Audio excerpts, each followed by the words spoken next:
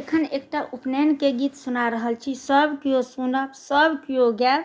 बेसी से बेसी लाइक शेयर सब्सक्राइब करे जायब। धन्यवाद।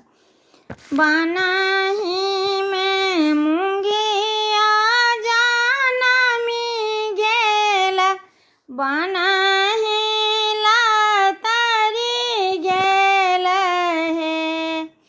आहे बनाही में रूसल सुंदर बरुआ, शुभ गुण जानौआ लाए हे।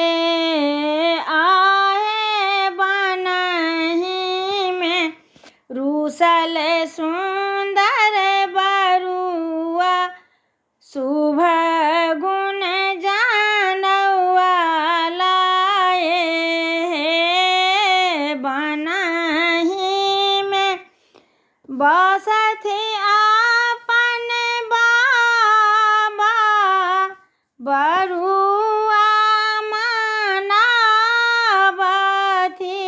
है।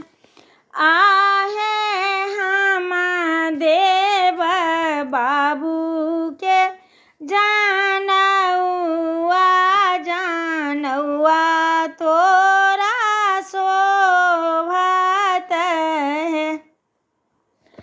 आहे हम देव बउआ के जानौआ, जानौआ तोरा शोभत है।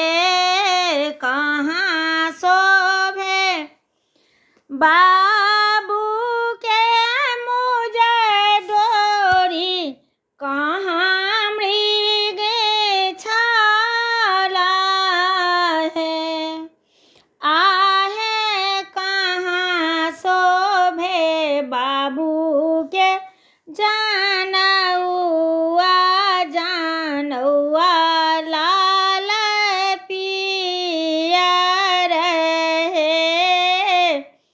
डाँर शोभे बाबू के मुझ डोरी, गले मृग छाला है। आहे कान शोभे बाबू के जानौआ, जानौआ बड़ सुंदर है। मारबही घी ढारकी गेल, स्वर्ग इज्जत भेल है।